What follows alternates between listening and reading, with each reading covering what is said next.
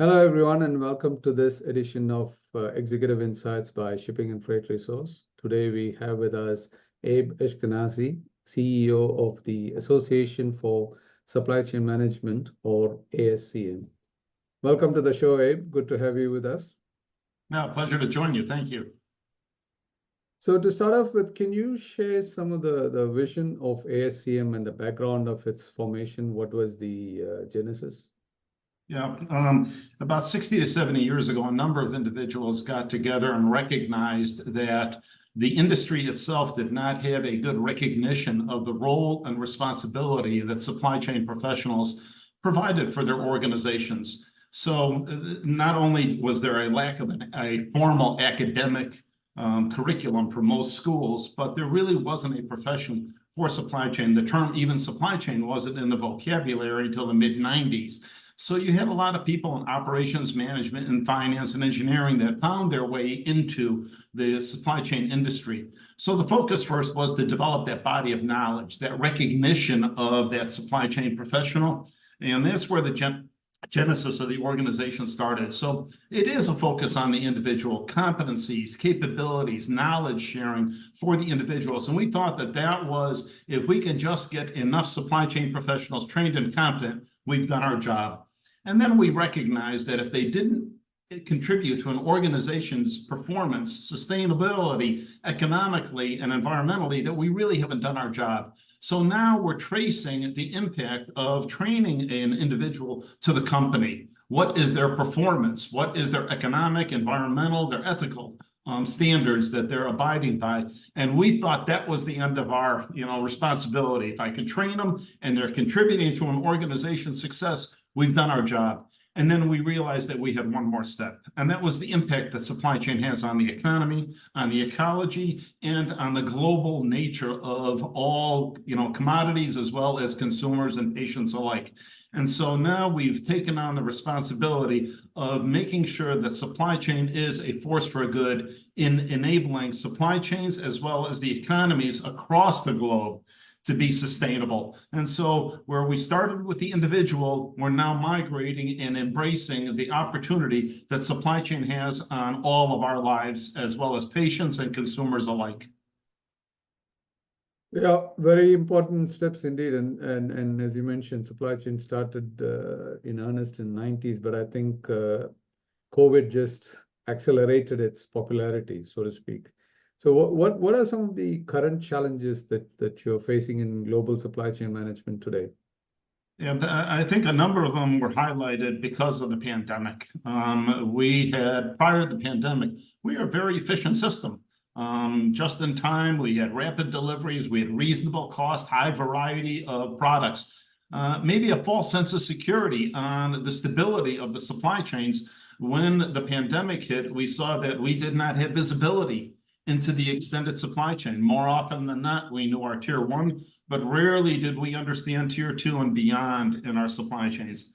Secondly, we did not have transparency. We did not have accurate, relevant data to provide information on forecasting and meeting demand and rebalancing that supply-demand equation for organizations. And then lastly, traceability. Very little focus on where products came from, how they were developed, what transportation and logistics got them to their final destination. So those were very key issues that were identified because of the pandemic. And so the focus today is on resiliency, is to be up and operating irrespective of the type of disruption, knowing that we've got global issues on tariffs. We've got wars that are impacting, shipping and logistics. We've got still recurring issues from environmental and global warming, as well as a whole host of ethical issues on labor. Those are all now part and parcel of a supply chain professional's role and responsibility, where in the past it was that perfect order, getting that product to that consumer. Now we've got sustainability. Now we've got resiliency. Now we've got a whole host of additional responsibilities that supply chain professionals have taken on. I'm glad you spoke about resilience in supply chain, because there is a view that digital technologies enhance supply chain resilience and agility. What is your view on that? What is your thoughts? The first, we work as an industry on data. The more accurate and relevant the data, the better that you're able to match supply and demand and to meet your customer or your patient's expectations. So first, we absolutely need relevant, timely, and accurate data so that we can forecast appropriately.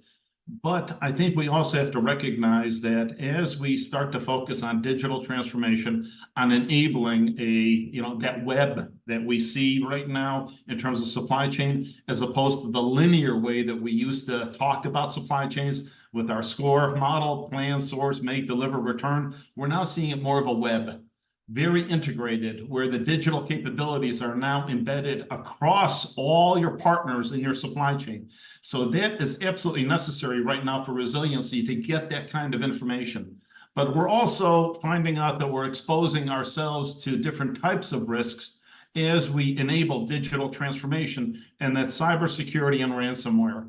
So as we become more digitally enabled, especially in the extended supply chain with a lot of small partners in our tier 2 and tier 3 that we need information from, they don't have oftentimes the same protocols, the same talent, or the same competencies to protect their data.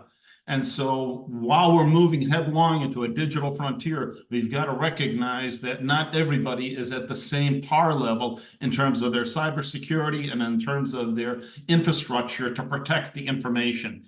So resiliency requires digital technology, but we also have to recognize that we're presenting another challenge for supply chain in opening up that digital frontier with all of our players within the supply chain. So as we indicated before, that visibility was a problem during the pandemic. So very few supply chain professionals can now walk into the C-suite and say, I don't know who or what is in my supply chain. So that's the good news, that we've theoretically identified all the players and activities. Well, now the bad news. Now we know all the players, and now we know all the activities in our supply chain, and now we need to do something about it where we're identifying that it's not sustainable. Interesting thoughts. So, and speaking about technologies, are there any specific technologies that ASCM, for example, supports or advocates to its members? We're agnostic to technology. I think more often than not, we're seeing that while the implementation of technology is there, we're often not seeing a commensurate investment in the people side to understand the power that the technology has. There have been a number of studies done in terms of how relevant and how capable are individuals coming into the workforce. And we're finding that they're overweighted in technology and analytics. It's much more powerful than we're using it right now. We're underweighted in critical thinking and real world experience. And so you put those two combinations together, you've got technology that's much more powerful than we're using, and individuals that don't understand or critically evaluate the information coming in or coming out. We need to marry that knowledge worker with the technology to ensure that we are getting the maximum value out of it. But we also have to recognize that AI, machine learning have been a part of supply chain for years. We're early adopters for a technology that enables more efficiency and effectiveness in our supply chains. So I think we're seeing more embracing of technology, but we want to make sure that we have the right talent at the same time that we have the technology. That is very critical indeed, because technology is technology, but the people who know how to use the technology and the talent for that is very important. So are you excited to discuss any of these innovative trends in your North American conference that's coming up? I think it is September. Absolutely. I think we're seeing a tremendous amount of innovation today, using technology and using the collaboration across the, our global supply chains. I think that's one of the other sort of learnings, for the vast majority of people is how interconnected the global supply chains are, that, activities occurring in Europe will have an impact in the US, and they will have an impact in different parts of the globe. We are a very interconnected industry. So we're seeing a tremendous amount of case studies about innovative solutions, as well as the global aspect of supply chain. One of the benefits that we see through our content is the SCORE model, and using that to benchmark your organization against a variety of other industry organizations, as well as metrics, to find out if you're on par, or if you're a laggard, or if you are, if you receive a, performance indicator because of your, you're a leader within that particular market segment. So we're seeing much more comparison and comparability right now. And I think that helps a lot of organizations because, let's face it, we're all looking for, solutions. And what better way to implement than to see other organizations that have made, that first step. But I'm very encouraged by, supply chain and the innovation that is occurring right now. I think this industry is very ripe for innovative solutions, whether through autonomous vehicles, machine learning, or AI. We're seeing a tremendous amount of innovation within supply chain today. I think it's always a benefit to bring young individuals into current facilities and let them see what supply chain is about and how high tech it is today versus the the legacy of manufacturing. So are these some of the pressing issues you'll be addressing in your North American conference coming up? Absolutely. I think you're seeing first resiliency, sustainability, as well as agility. The resiliency part is keep me in business no matter what. That irrespective of the type of disruption, we need to stay in business. The agility part is taking that next step and say, you know what? We're going to take advantage of these disruptions. We're going to gain market share. We're going to be much more responsive because of the disruptions, as opposed to taking a look at it and saying, wait a second, I need to get back to where I was prior to the disruption. More often than not, we're seeing organizations saying, wait a second, this is an inflection point that we can take advantage of to help us respond much better to our consumers and our patients' needs across the globe. Similarly, digital capabilities and technology, as we just talked about, we're going to explore the latest advancement in digital tools and platforms that are really enabling organizations to forecast much better. And I think we also need to recognize that forecasting is an inexact science. But the more data that we have and that it's more relevant and timely and accurate, the better that we are in enabling our organizations to respond to the demand signals. And then lastly, talent and leadership. We still need to focus on the talent side. We cannot get away from enabling our individuals on the evolving role and responsibility of supply chain professionals. 3 to 5 years ago, we did not have a focus on resiliency and sustainability that we have today. Now that is part of every supply chain, professional's role and responsibility is to ensure that your organization can respond, and more importantly, that you are sustainable for the long term. Absolutely. And ASCM being a member-driven organization, what are some of the benefits that members can expect from participating in events like the ASCM Connect? We're pretty excited about a couple of changes that we're making. First is the Innovation Hub. It allow exhibitors to showcase some of their cutting-edge solutions and allow the attendees to dig into it a little bit more, as opposed to just receiving an email saying, hey, look at our wonderful technology. So they'll be able to interactive sessions with the conference and really start to collaborate about opportunities and about case studies and about real-world experience on organizations that have implemented it. Additionally, connection cafes, interactive workshops to help them, dig in. Here's a problem that I have. Is there, organizations or other, supply chain professionals that can lend some insight in terms of some of the solutions that they've implemented. Obviously, the social events always provide an opportunity to meet and greet a lot of our compatriots who are, in the same, world that we're in and facing a lot of the same challenges. It wasn't that long ago that we had to define and explain to our friends and our family what we did. Now, at least they understand what supply chain is. They may not have a deep understanding as to what it takes to have an effective supply chain, but at least they understand what supply chain is. And so the social events provide that opportunity for individuals to commiserate a little bit. And then lastly, the facility tours, always a hot topic for individuals to go out and to showcase how organizations are really implementing solutions through technology and through innovative solutions for their organizations.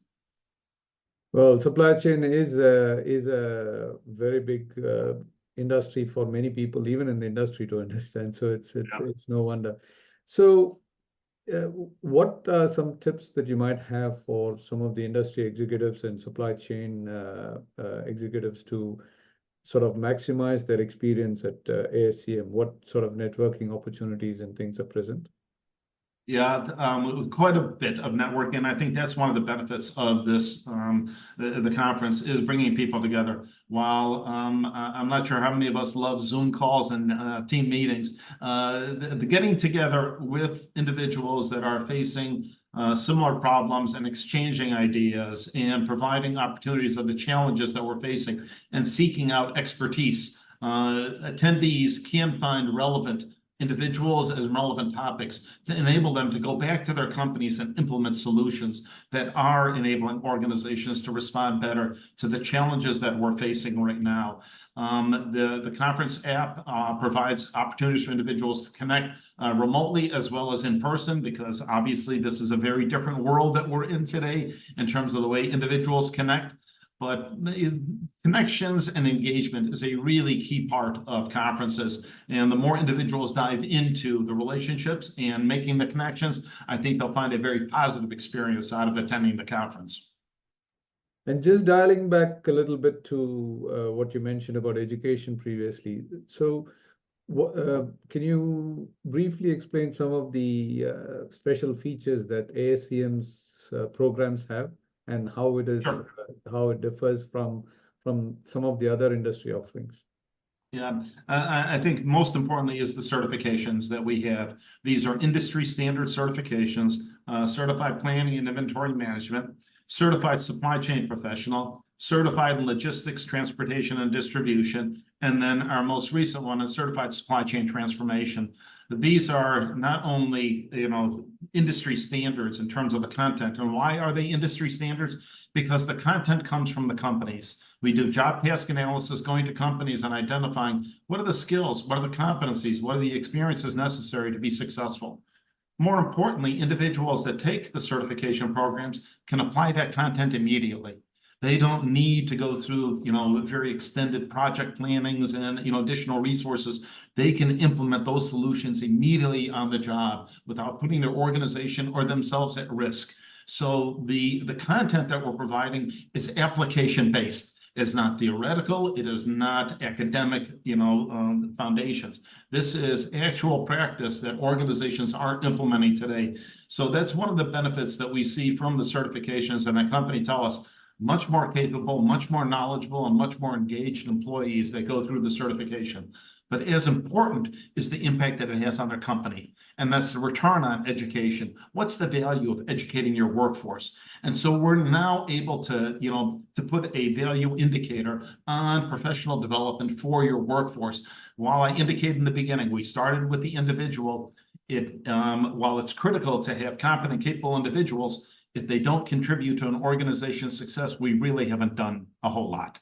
And so measuring that organizational impact on economies, on ecology, on the environment is a critical part of our responsibility to the individual. And this is how we separate our organization, is through the content that we have.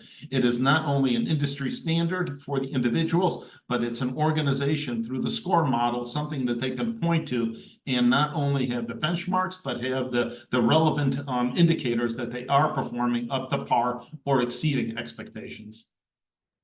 Great. So there you have it, directly from Abe Eshkenazi, CEO of ASCM. You've heard about the benefits of education, benefits of technology, and benefits of how being a member of ASCM can help your supply chain goals.